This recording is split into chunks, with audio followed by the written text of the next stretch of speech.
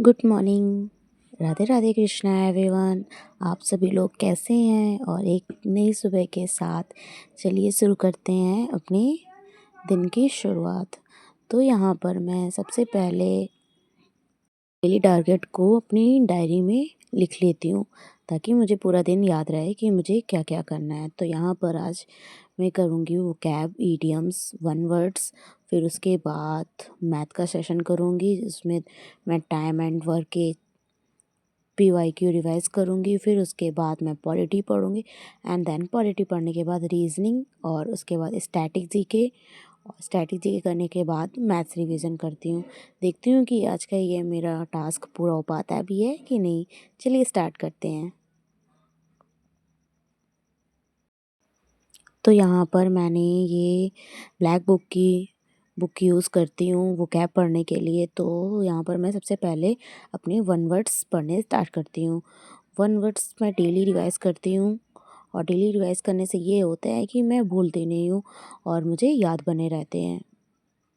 आज मैं one words को शुरू से रिवाइज़ कर रही हूँ और आप देख सकते हैं कि जहाँ-जहाँ आपको ये सर्कल दिख रहे हैं, ये वन वर्ड्स ऐसे हैं जो मुझे लर्न नहीं हुए या फिर मैं इन्हें बार-बार भूल जाती हूँ। तो इसीलिए मैंने इन पर सर्कल करके रख लिया है ताकि जब मैं अगले दिन पढ़ूँ या अगली बार पढ़ूँ तो मुझे याद रहे कि मुझे ये पढ़ने हैं। तो आज का मेरा टास्क ये कंप्लीट हो गया। फिर उसके बाद मैंने प्रोनाउन चैप्टर पढ़ना शुरू कर दिया। मैंने प्रोनाउन चैप्टर पढ़ना जो स्टार्ट किया है वो है रानी मैम से, और जो नाउन का चैप्टर था वो भी मैंने रानी मैम से ही पढ़ा था। और आज मैं प्रोनाउन चैप्टर पढ़ने जा रही हूँ और मैं अब इसके नोट्स भी बनाऊँगी पढ़ते पढ़ते।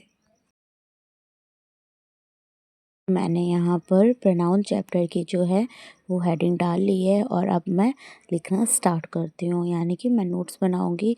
और जो आप हैं वो आप भी रानी मैम से पढ़ सकते हैं क्योंकि रानी मैम जो है वो बहुत ही अच्छा पढ़ाती हैं और इनका कंटेंट भी बहुत ही अच्छा रहता है। तो आप इनसे एक बार पढ़ के देख सकते हैं। अगर आपको नहीं अच्छा लगता है तो आप PW के टीचर से भी पढ़ सकते हैं, वो भी बहुत अच्छा पढ़ाते हैं। मैंने उनसे पढ़ा था बट उन्होंने थोड़ा डीप में नहीं पढ़ाया था, तो इसीलिए मैंने फिर रानी मैम से भी पढ़ना स्टार्ट कर दिया।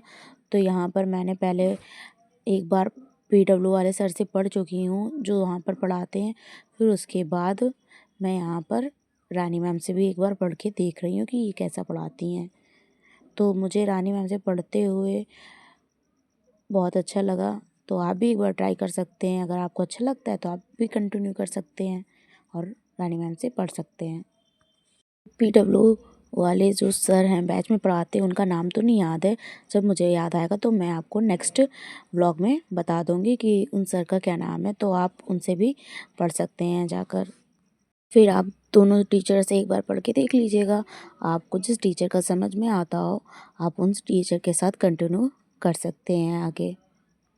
और कोई भी क्वेरी होती है तो आप मुझे कमेंट बॉक्स में जाकर कमेंट कर सकते हैं, तो मैं नेक्स्ट वीडियो में आपको उसका सॉल्यूशन बता दूँगी। और अगर आप मेरे वीडियो पर नए हैं तो मेरे वीडियो को प्लीज़ लाइक कीजिएगा और मेरे चैनल को सब्सक्राइब करिएगा ताकि आप मेरे आने वाले नेक्स्ट वीडियो को ज़रूर देख सकें। मेरे मम्मी पापा की एनिवर्सरी भी थी लेकिन फिर भी मैंने पढ़ाई करी। मैंने पढ़ाई अपनी नहीं मिस करी एनिवर्सरी के चक्कर में, क्योंकि अगर आप किसी भी चीज़ को लेकर श्योर हो कि हाँ मुझे ये काम करना है तो आप वो काम कर लोगे, चाहे आपके बीच में कितनी भी रुकावट क्यों ना है फिर भी आप वो काम कर लोगे। इसीलिए मैंने अपनी पढ़ाई को कंटिन्यू रखा और ब्रेक नहीं दिया। फिर उसके बाद इंग्लिश पढ़ने के बाद शावर लिया। शावर लेने के बाद मैं यहाँ पर अपने हेयर को कॉम्ब करने लगी।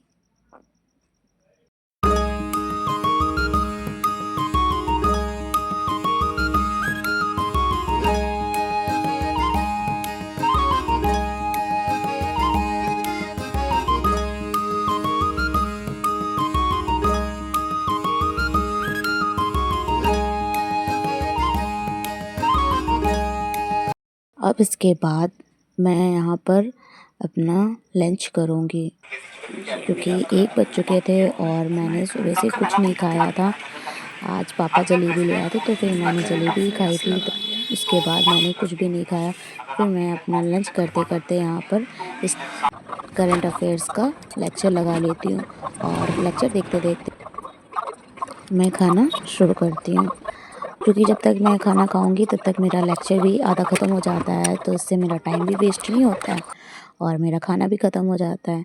यहाँ पर लंच करने के बाद फिर मैं यहाँ पर 1 बजे से मैथ पढ़ने के लिए बैठ गई और मैथ में आज मैं टाइम एंड वर्क के क्वेश्चंस को जो बचे हुए थे उन्हें सॉल्व करूँगी और जो बच जाएंगे वो मैं कल संडे है तो कल तक मैं पूरा अपना ये चैप्टर पूरी तरह से फिनिश कर दूँगी, क्योंकि इसमें 268 क्वेश्चंस थे और 268 क्वेश्चंस में मुझे कुछ क्वेश्चंस ऐसे थे जो मुझे नहीं आ रहे थे, तो उन्हें मैंने सर्कल कर लिया है, ताकि अब मैं अगर कल संडे को फिर से अगर एक बार पूरा रिवीजन करूँगी तो मैं उन क्वेश्चंस पर ज़्यादा फोकस कर सकूँगी।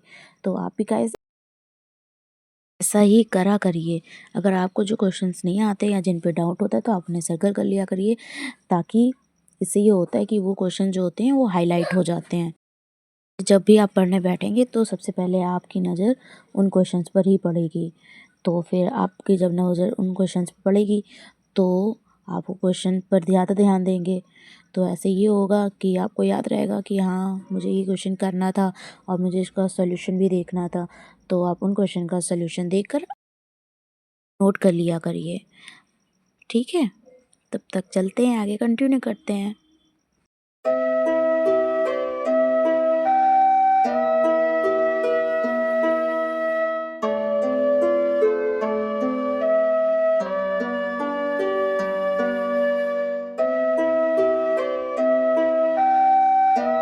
फिर मैथ पढ़ने के बाद मैं थोड़ी देर के लिए सो गई और फिर शाम को उठकर मैंने यहाँ पर अपनी पॉलिटी पढ़ने स्टार्ट कर दी, क्योंकि जैसा कि आज मैंने टारगेट बनाया था अपनी टू डू लिस्ट में कि मैं पार्ट 4 रिवाइज़ करूँगी, तो मैं पार्ट 4 को पढ़ना स्टार्ट कर देती हूँ। और पार्ट 4 में जो है नीति निर्देशक तत्व के बारे में बताया गया है, तो ये बहुत ही इम्पोर्टेंट है हमारे पेपर के हिसाब से।